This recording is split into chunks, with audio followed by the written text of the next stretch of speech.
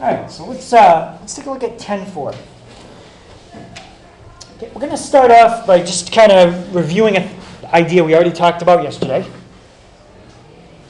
So you don't need to write this down. You already have this in your notes. It says we've already learned that if you have an angle inscribed in a circle, that angle is half the measure of its intercepted arc. Okay?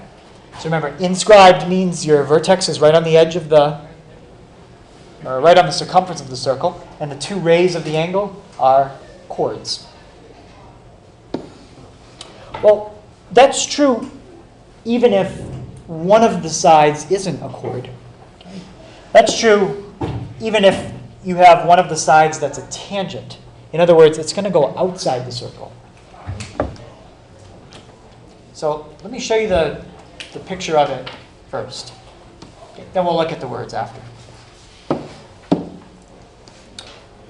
Okay, look at angles 1 and 2. Okay, for angle 1, one of the rays is a chord, okay, chord AB. The other ray, though, is a tangent. Okay, it's going outside the circle.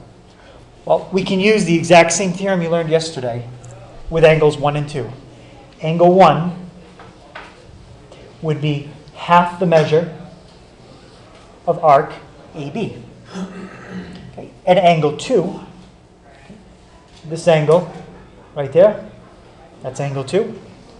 That would be 1/2 the measure of intercepted arc, which is arc BCA. Right? So the only difference is one of the sides of the angle now is a tangent rather than a chord. Right, so that's what I would put down for theorem 10.12. Okay, I'll just read it off, but again, I think the picture kind of explains everything you need to know. So theorem 10.12, it says if you have a tangent and a chord, and they intersect each other at a point right on the edge of the circle, then the measure of each angle is half the measure of the intercepted arc. That's exactly what these two formulas say right here. Just it's a lot shorter. Okay, any questions on that theorem?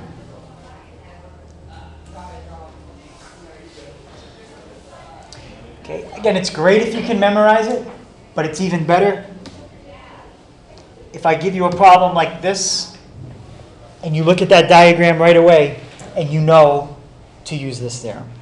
Okay? That's what you have to be able to do. Say, wait a minute, he drew a tangent, he's got a chord, he's got an angle there, he's telling me an arc.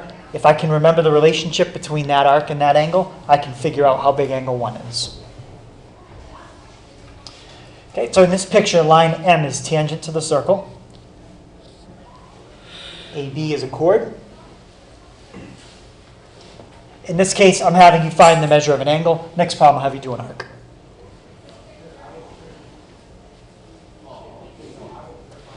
How does angle 1 compare to the size of this arc? You don't have to tell me what it is yet. Just tell me, how would they compare to each other? Angle 1 would be, it would be what, Luke? Exactly.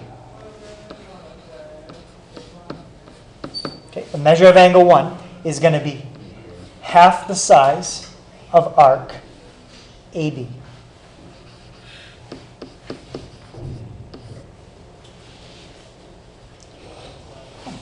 That's all you need to know. The measure of angle 1 is going to be half the measure of arc AB. Okay, Marquise, do I know anything in this formula? Yeah, I know the measure of angle 1. Or no, I don't know the measure of angle 1. Sorry. What do I know? I want to find the measure of angle 1. Yeah, that's what I know. I know the measure of arc AB. So I'm going to fill that in. So measure of angle 1 is 1/2 the measure of arc AB. Denver, how big is angle 1?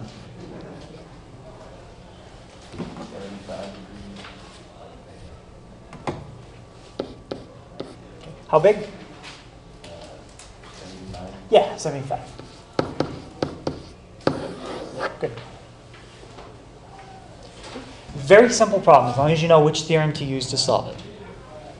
If you forget that theorem, you're going to be stuck. There's no way to solve that. Okay, here's another one. First, let's just look at it and see why this theorem is the one we're supposed to use. You've got a tangent. You've got a chord. They intersect at a point right on the edge of the circle. So we can use theorem 10.12. All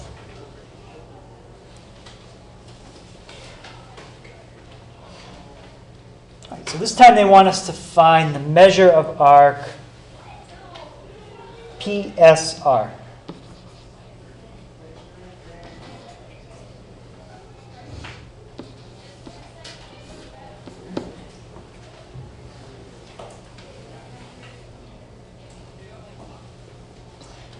What's the measure of PSR going to be? Oh, Justin? 260. Yeah. This time, they're giving me the angle. Okay. The angle is half the size of the arc. Or you could say the arc is double the size of the angle. Okay. Any question on that?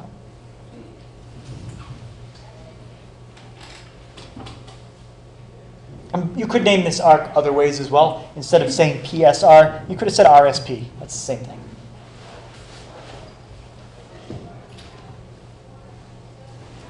Okay. Any questions on that? Very simple theorem, but when you start combining it with everything else we already learned, it's just like one more thing you have to try to remember with everything else. All right, so make a reference sheet. I think that'll help for the test.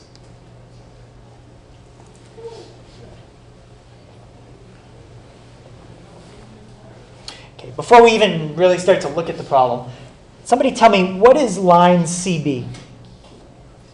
That's a tangent. Okay, so we're looking at a tangent. What about segment DB? That's a chord. Where do they intersect? Point B, where is point B? On the circle. On the circle. Yeah, they intersect right on the circle. So anytime you've got a tangent and a chord right on the edge of the circle intersecting, that's the theorem we just used. Okay, for this one, before we try to figure anything out, let's write an equation.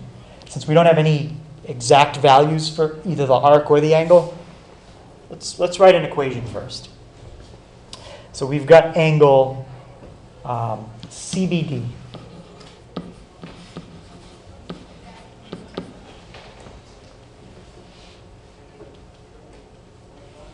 What will that angle equal? That's a C.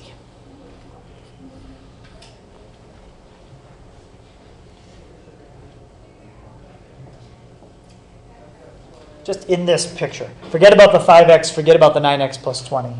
It's going to equal half of something. Luke? Half of arc DAB. Yeah, it's going to be half of arc DAB. Good.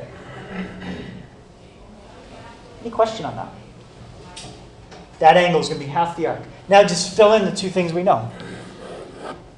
You've got a formula or you've got an expression for that angle, and you have an expression for that arc. Okay, fill them in. Okay, Selena, what do we have in place of the measure of angle CBD? Yep, 5x. Rose, how about in place of arc DAB? 9x plus 20. Good. Okay, Kiera, what property am I going to use on the right-hand side here to handle that 1/2? Good. We'll distribute.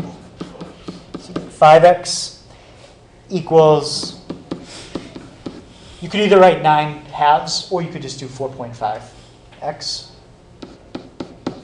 plus 10. Okay, Sarah, what would be my next step?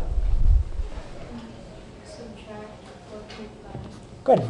Subtract 4.5x and 4.5x. Katrina, what's 5 take away 4.5?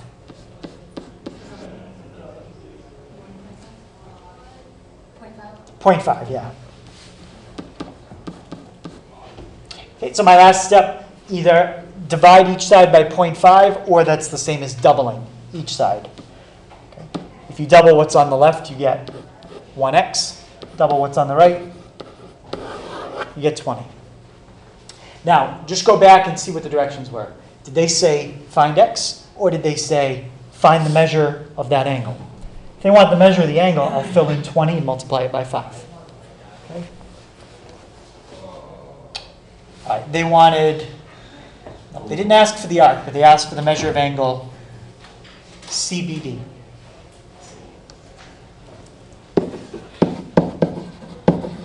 So if you got that on the test, I'd give you most of the credit. If you forgot to plug it in, I'd take off a point or two. Okay. So what's the measure of angle CBD? Now that we know x is 20. Connor? 100. 100. Okay. Fill in 20 for x. 5 times 20. That is 100 degrees. Okay, now if you wanted the arc, you could also fill in x is 20, or you could just remember, oh, the arc is twice as big as the angle. The arc is 200. Okay? Wait, any question on that?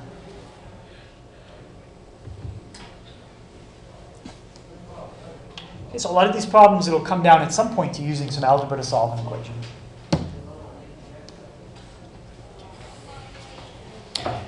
Okay, suppose I gave you a circle and I had 2 lines that intersect.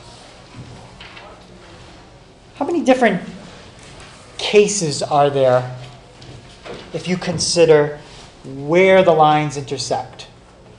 So I want you to visualize a circle and 2 lines crossing. And I want you to think about the different places the lines, look at the point where the lines cross. Where could that point be in relationship to the circle? Can you be more specific? It could be anywhere, but think about the circle. Where the lines cross could be... Okay, the center, or even more general, could be somewhere inside the circle. Where else could the lines cross besides inside the circle? Outside. Could cross somewhere outside the circle. And there's one more case. 2 lines could cross right on the circle.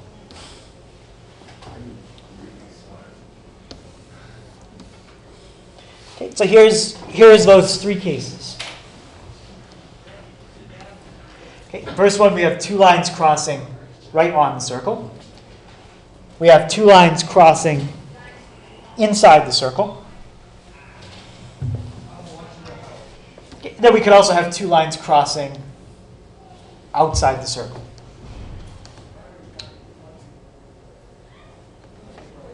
Okay, notice in all these cases, you form vertical angles, okay, and you form some arcs. Well, we've already dealt with this case. We know how to do everything with the on the circle case. That's what we did yesterday. Okay, if you have an angle whose vertex is right on the edge of the circle, that's an inscribed angle. This angle is twice the measure of its intercepted arc. So we should be good with this case.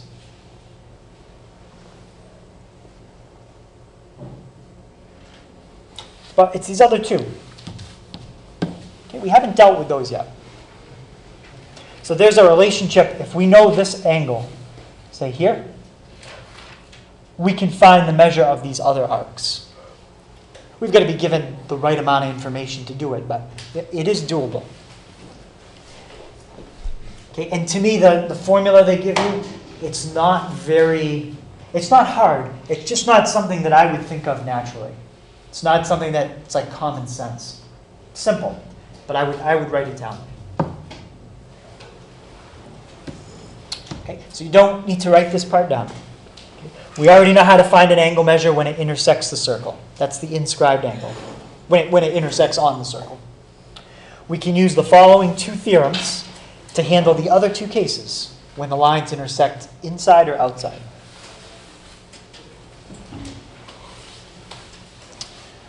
All right, so the case where the lines cross inside. Okay. If they cross inside, basically, you could think of them as chords. one like that, one like that. So if you have two chords that cross in the interior of a circle, the measure of each angle is half the sum of the measures of the intersected arcs. And I think the picture, if I was going to put something on a reference sheet, I would just put this picture, just this bottom part right here.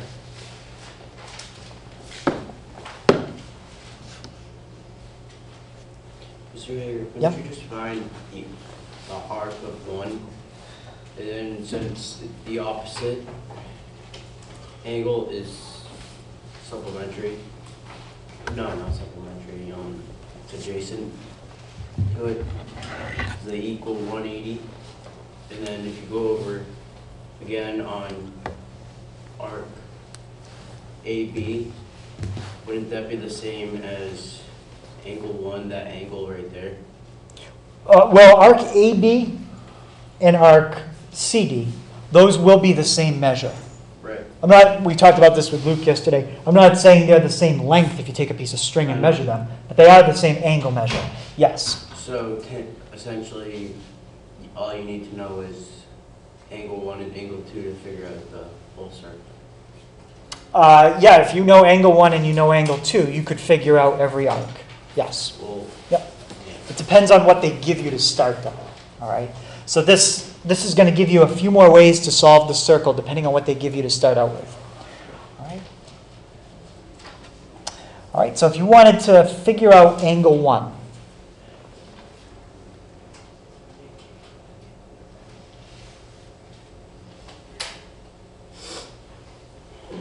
okay, you could take arc CD, arc AB, add them up, and divide by 2. Now, what they'll usually do in a problem like this is they won't give you numbers. That'd be too simple. If they gave you numbers, then you'd automatically know the answer. They'll give you an expression like 3x minus 2, 5x plus 10, find the measure of angle 1. That's the kind of problem they'll give you. What is this basically called? Look at what you're really doing. You're taking two things, you're adding them together, and then taking half of it, which is the same as dividing by 2. Anybody think what that's really called, when you add two things together and then divide by 2? well, you're going to distribute. It's really like an average, yeah. It's like you're taking an average. You're adding up and you're dividing by 2. If you wanted to know the measure of angle 2, it's going to be 1/2 the measure of arc BC plus arc AD. So this is, I think, is the most helpful thing to write down. Don't write down all the words. That's the theorem. If you really want to read about it, I think the picture is the best thing to look at. This picture also in your book? Yep, this picture's right in your book. It's on page 620, 623, 622. 622. Okay, so that's the case when the lines cross inside the circle. It's 1/2 the sum of the intercepted arcs. Okay, let's just look at the picture first. What about the case where you could have the lines crossing outside? Well, there's different ways that could happen. You could have a tangent and a tangent crossing outside, or you could have a tangent and a secant crossing outside, or you could even have, I didn't do this case, but you could have a secant and, let's see, could you have another secant? Sure. You could have a secant and a secant crossing outside. All three of these cases use the same formula. So if you wanted to know the measure of angle 1, it's very similar, except instead of adding, you subtract. When the two lines intersect at a point outside the circle, the measure of the angle is 1/2 the measure of the difference between the two intercepted arcs. Now, generally, it's a good idea to do big arc minus small arc. If you don't, you're going to get a negative number. So if you get a negative number when you do it, just know it should be positive. Okay? So I'll always try to make sure I do the bigger one minus the smaller one. Okay? And then take half of that. Okay? Same idea here. Take that arc in green. Take that arc in blue. Subtract the 2. And then take half. And that would give you the measure of angle 2. Okay, so to me, these are the theorems. They kind of start getting weird to remember. Okay, they work. We're not going to prove them. We've already done a lot of proofs. We're just going to try to use them. If this was an honors level or even a college level geometry, we'd be proving why this is true. We'd prove every single thing we do. Okay, but we've done enough proofs for now.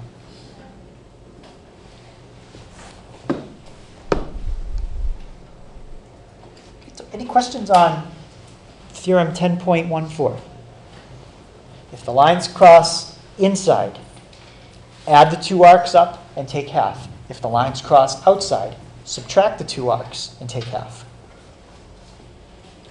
Okay? And it doesn't matter how they cross outside. It could be a secant and a tangent. We went through that. Or I drew the 2 tangents at the bottom. All right, so let's try this.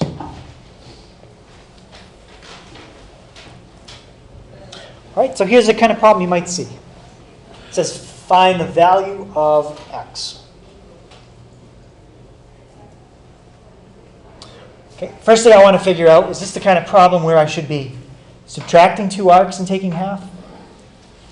Or adding 2 arcs and taking half? Okay, what are we going to do in this case? Are we going to add or subtract those arcs? And it all has to do with where the 2 segments cross each other. Yeah? Yeah, we're going to add. Because the 2 segments are crossing inside the circle. Right? So it says, look at your angle. I'll try to just trace over it so you can see it. There's your angle. You're going to take that arc. Take the other arc. You're going to add them together and then take half.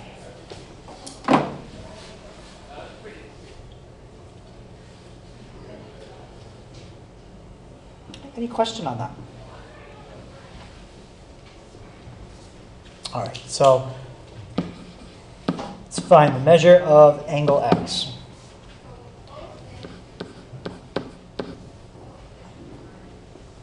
All right, so we got 174 plus 106. Add them up. I was going to put the 1/2 at the end, but in the formula I put it in the beginning, so I'll keep it in the beginning. Connor, I think you had asked me about this angle. I think earlier I said something that wasn't right.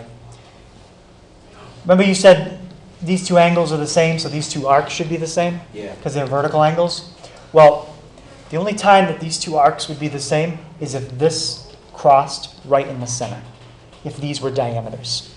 Okay? If they're just chords and they cross somewhere not in the center of the circle, even though these angles are the same, these arcs, okay, are a little different. Then essentially, if we had those 2 angles and they're the same, that's not what we had yesterday. It wasn't double. Yeah, no, it's not double because it's not. This angle is not on the circumference of the circle. Yeah, this is not an inscribed angle. It's just an angle it's in the middle of the circle. And it's well, not the middle. It's somewhere in the circle, but it's not right at the center. It's not a central angle. Okay. If it was a central angle, like this, okay, right in the center, we learned that this angle and this arc are exactly the same size, always. But you'll see in a second, this angle and this arc are not going to be the same size. It's not a central angle. All right, let's see what we get. So measure of angle x, take 174, 106. 106, add them up. Divide by 2, it's 140. And that's it. That's the measure of angle x. Any question on that? Very simple theorem. You just have to remember what it is.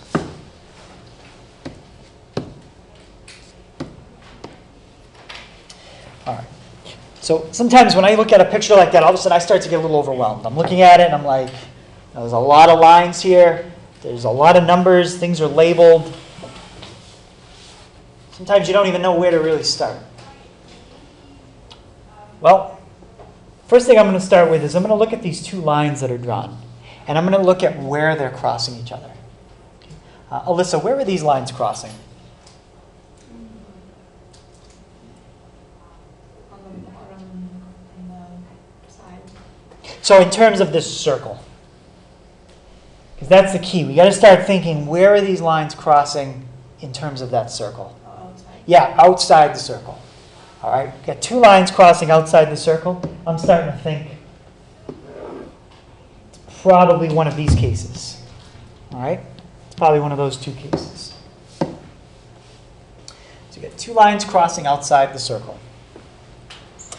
Rose, when the two lines cross outside, is that when we add or subtract the arcs? Yeah, we're going to subtract. Okay. We just have to be very careful what we plug in where. They're already giving me the angle. The angle is 72 degrees. They want me to find the arc. All right, so if you were writing out your formula, it would be the measure of angle H is 1/2 the measure, or 1/2 the difference of the two arcs it intercepts. Can anybody name the two arcs that I'm going to use here?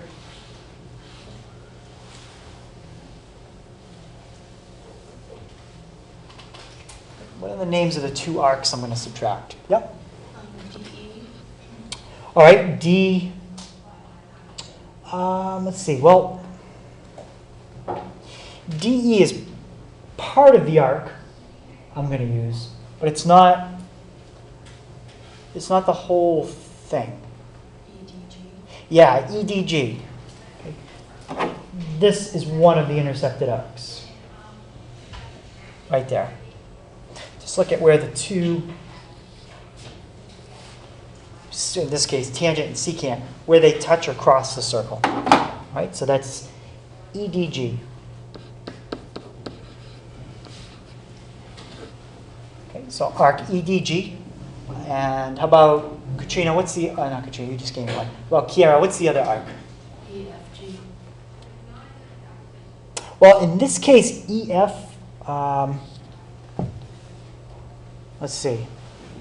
Well, does everyone agree with that before I say anything? Does everyone agree it would be EFG?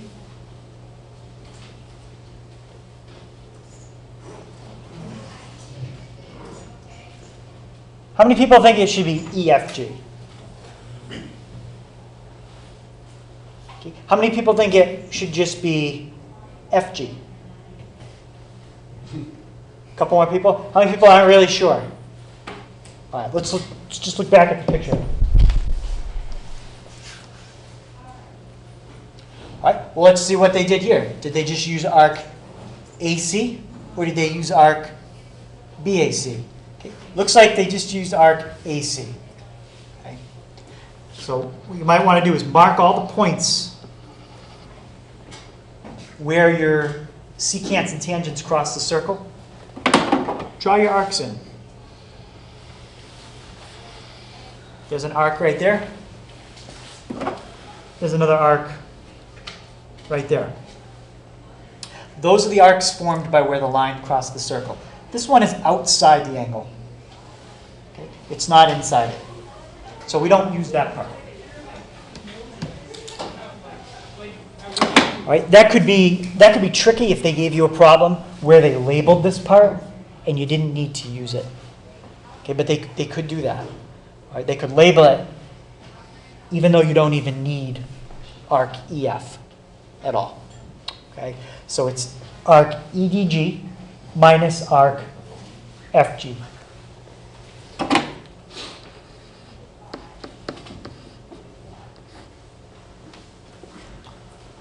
All right, so fill in everything we know and see if we can solve for it.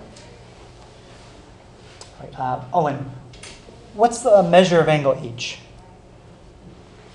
Owen. 72. Good, 72. All right. So that we know, we're just filling in for it. Okay. Denver, what about the measure of arc EDG?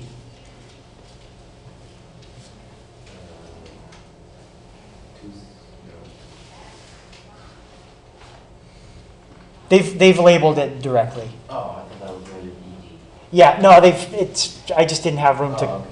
Yeah, this refers to this whole thing. 200. Yeah, EDG is 200. And the measure of arc FG, Ian? 72. That's angle H. That's really. X. Biggest mistake I usually see people fill in X for 72. Like, oh, they're figuring out the angle. No, you're not finding the angle this time. You're finding the arc. All right, so now we'll go through. Distribute out your 1/2.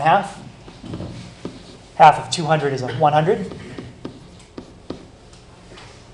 Minus 1/2 X. Okay, I'm going to bring the 100 to the other side by subtracting. And I get negative 28. So I have negative 28 equals negative 1/2 X. It's good that I get a negative on both sides because it's going to cancel out. If I only had a negative on one side, I'd get a negative angle. And something's wrong. Okay. All right, so I can cross the negatives out because they're on each side. And what did I say last time? You can multiply each side by what to get X by itself? Oh, Olivia? 2. Yeah. Instead of dividing by 1/2, I'm just going to double each side. If I double what's on the right, I get X. Double what's on the left, you get 56. So X is 56. That makes the arc 56 degrees. Okay. Any question on that?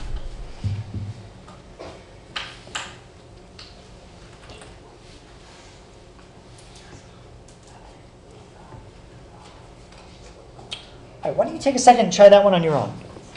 Okay. See if you can figure out X. I'll give you a hint. You've got 2 lines crossing outside the circle, so you should think about subtracting something.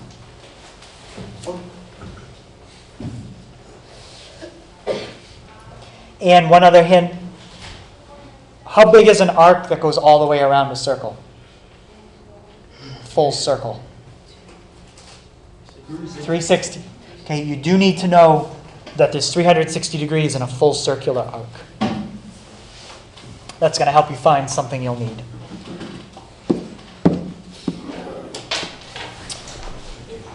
All right, so first thing you need to figure out is, okay, where are these lines crossing? Outside. Okay, outside means you're going to subtract 2 arcs. Well, here's where your points cross. Your 2 lines, the points where they intersect the circle. So you need this arc. But you're also going to need this arc. How can you get that arc in green? So you took 360 and what did you subtract, Luke? 92. Yeah. Okay, that was my hint. If you have an arc that goes all the way around, that's 360. Okay. This part of it in red is 92. The other part is 268. Now all we have to do is plug in. It's 1/2 the difference of those 2 arcs. All right. So the measure of, we'll call it angle. They've marked it with an X. I'm going to call it MPN.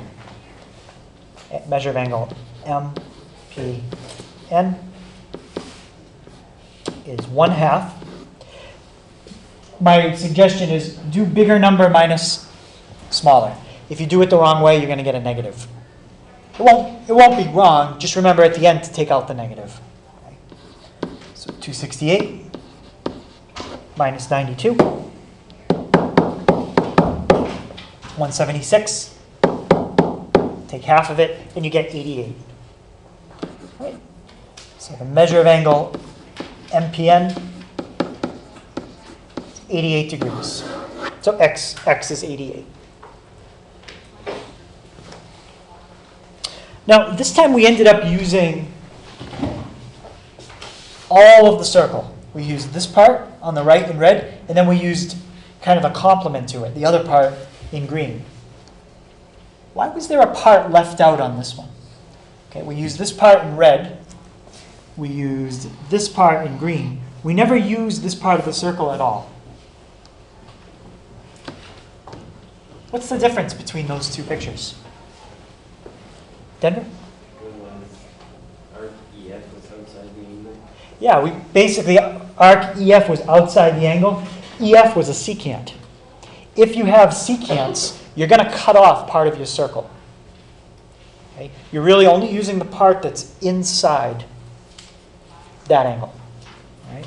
And if you had two secants, you'd be cutting off two parts of your circle. Okay? If you had something like that, and then like that, well, you'd be using this arc and that arc. Okay, you're only using the parts that are inside the circle when they intersect outside like that, those two secants. Good. Any questions on that? All right. So the last one. Okay, the last one I need to help you guys out with a little bit because it involves trigonometry. Okay, in our book, Chapter 9 is trigonometry. We haven't done Chapter 9 yet. Okay, we skipped over Chapter 9 because that chapter is less important for your test coming up that you need to take. This is the kind of stuff you're going to see, though, from Chapter 10. They wouldn't give you a problem quite like this on the MCAS because you haven't learned how to do it yet with trig. All right, but the problem is relatively simple idea to understand. You're standing on top of a mountain, and you basically want to know how far you can see. Right? I've exaggerated it a little bit, but because of the Earth curves, you can only see so far. Okay? And there's other factors that could affect that too, if it's hazy out and things like that. But we're going to assume what you can see on a perfectly clear day. Okay? There's nothing in the way. You can see as far as possible until all of a sudden the Earth curves enough you can't see past that. All right, and you'd be surprised. You can really see pretty far, even in real life. Okay, I had hiked Mount Monadnock over vacation with the other Mr. Hager, and when we were standing on top of it, we saw something like way in the distance. I mean, way in the distance, and it was white, and it was a peak. And we looked at like what direction, and we both thought that was north. And I looked at my GPS, and it was north, and it was Mount Washington. And from Mount Monadnock to Mount Washington, like a bird flying, straight flight, it's 105 miles away. So that's how clear it was the day we were up there. We could see 105 miles away to Mount Washington, and we could even see beyond that. So the visibility may have been 120, 130 miles, which is pretty far. Usually you can't see. So we could see Boston. You could see like the skyscrapers. Boston's about 70 miles from Mount Monadnock. It's a little harder to see though because the buildings are obviously much smaller than a mountain. But if you look closely, especially with binoculars, you could really see it very easily. Okay, this is a little bit bigger mountain. Okay, Mount Rainier. It's 2.73 miles above sea level. Okay, compared to Mount Monadnock, Mount Monadnock's not even 1 mile above sea level. Mount Monadnock's about 3,100 feet. A mile is 5,280. So Mount Monadnock's a little more than a half mile above sea level, and you can see over 100 miles just being that high. So this, you're going to be able to see even farther. Okay, as we go through it, I've got to give you a hint at one of these angles, because we don't know the trigonometry to solve for it, but then you'll be able to do it from there.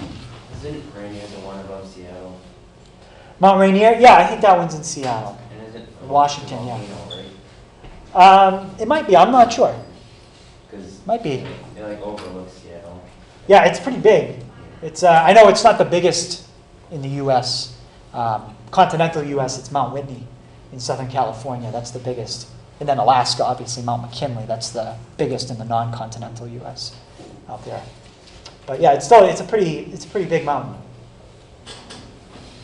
All right. So the first thing they say to do is basically solve this triangle. You've got a right triangle right here. How do we know that? You have a tangent drawn to the radius way early on. Okay. We learned that if you draw a tangent to the radius, you create a 90-degree angle. Okay. So that triangle in red is a 90. Well, once you take trig, you'll learn how you could solve for this angle right there. Okay. It would involve inverse trig. But you know two sides of this triangle, 4,000 miles, that's the radius of the Earth. Okay. 4,273, that's the radius of the Earth, plus how high you are up on the mountain. Obviously very exaggerated, but trying to show you the picture a little easier. Okay. If you know those two sides, that angle is easy to find. Okay. And that angle comes out to 87.9 degrees. So on a test, if I give you a problem like this, I will give you this angle. Once you take trig, I would expect you to be able to find that on your own. Okay, so angle CBA is 87.9. What I really want to find is this whole thing, angle CBD. Because then if you think about it, look at what you got. Two tangents crossing on the outside of a circle. And we already know the angle. We can easily find the arc. And the arc is how much you can see. Right? So this is what they're having you find. So they're not having you find how far into the distance you could see. They're having you find what degree of the Earth you could see. Is it like 2 degrees of Earth? 10 degrees of Earth? How many degrees of Earth? You could easily convert that into a distance by solving for this side of the triangle. And you guys should be able to do that, actually, if I asked you right now. How would you find the third side of a triangle if you know 2? Yeah? Yeah. Use the Pythagorean theorem. 4,002.73, that's your hypotenuse. 4,000 is a leg. CB is the other leg. CB is how far you could see to the horizon. Okay, but we're not going to solve for that. Let's find arc CD.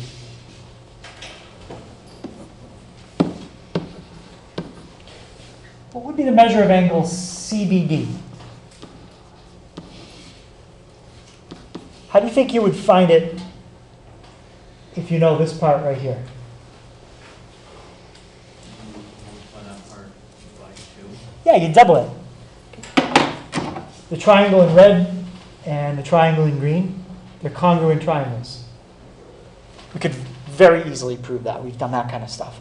They're congruent, so the corresponding parts are congruent. Okay, so take 87.9, which you'd have to solve for with trig, double it, 175.8.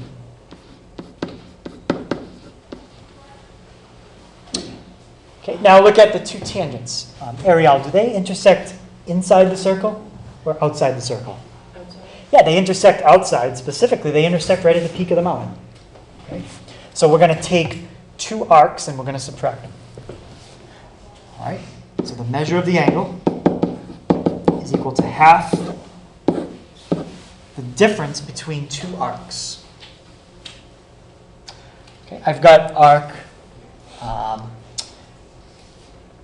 we'll call it, let's see, we have one arc here in green, that's CD, and then the other arc is, let's put an E here, we'll call it arc CED. So I need to find the difference between those two arcs. So we got CED.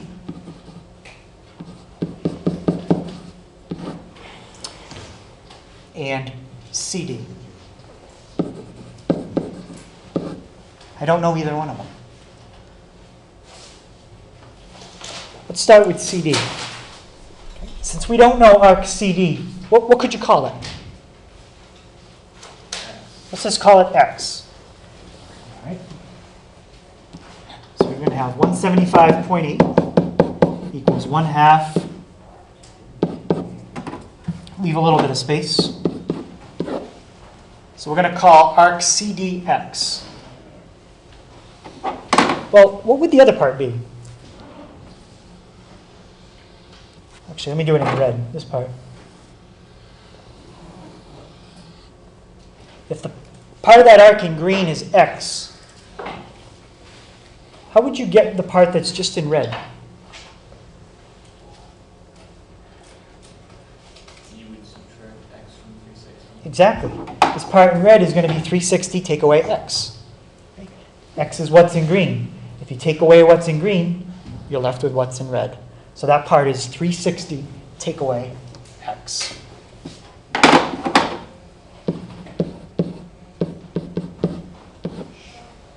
That's arc CED. That's arc CD. Okay, now just do it out and see what we get. I have 360 minus X minus X. Jacob, what's minus X minus X?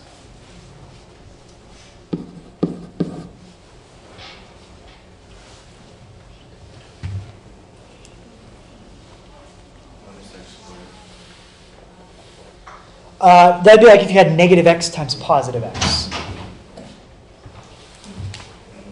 Negative 1X minus 1X. Forget the X's. What's negative 1 minus 1? That's negative 1 plus 1. Negative 2. So negative X minus X is negative 2X.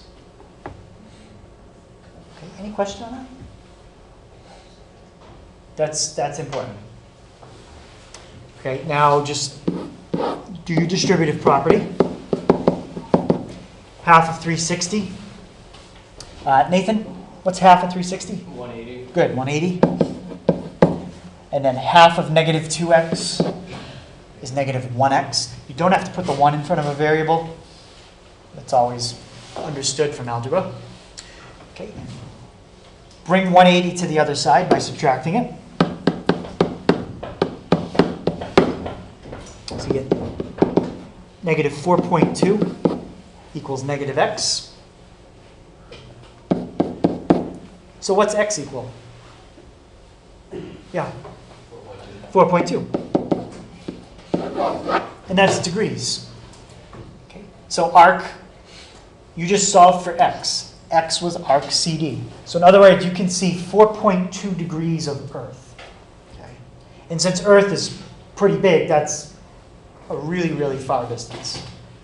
Now, that's assuming everything was perfectly clear. In reality, could you really see that much? I don't know. I'd have to see how far that is, distance-wise. It's a Hager. But from personal experience, I know you can see at least over 110 miles through the atmosphere. But it starts to get kind of bluish because the atmosphere reflects the light and stuff. But you can see pretty far. Couldn't you just find the arc by doing like 87.9 plus 90 and then subtracted that from 180 degrees because of the triangle? All the angles of the triangle out of 180, right? So you're finding, Like the triangle CDA, you can just kind of find angle CAB and EAB. oh, okay, so you're saying this is a 92? Yeah. Yeah, so that's a 90. And then you know that angle. And you're finding that angle. Yeah, and you just multiply by 2. And Well- multiply by 2 again. Well, let's see if it works. Okay. So we know all the angles in a triangle add up to 180. Take out the 90 because of that one. And then you said take away the 87.9. Yeah. And you get 2.1 for this small part in red. Double it because you have congruent triangles. And you get 4.2. Yeah, that works perfect. Yep. It's very good. Yep. Great. I know I'm very good, Mr. Hager, you don't have to tell me. And you're modest. All right. So yeah, there's different ways. That's anytime you're doing something with triangles and circles, there's tons of ways to do it. Okay. Even finding this angle with trigonometry, there might be another way to do it. We could figure out. Inverse trig is the easiest way I can think of quickly. But there's all kinds of ways to solve these problems. So you might come up with a different way. I think they did it this way just to tie in the formula from the section. That's why. But I think your way is actually a little easier. Of course. Okay. Any other questions on it? And that's also good because it ties in a theorem we learned earlier on about a central angle being congruent to an arc. Okay, that was back in the first section of chapter 20. All right. So I think that's good for section 10.4. Okay, so for tonight on 624, try 2 to 7 all, 9 to 33 just the odds, and number 40. Okay, we'll take a look at that tomorrow. Tomorrow we'll do 10.5, and that's really our last section where we got to do all these theorems.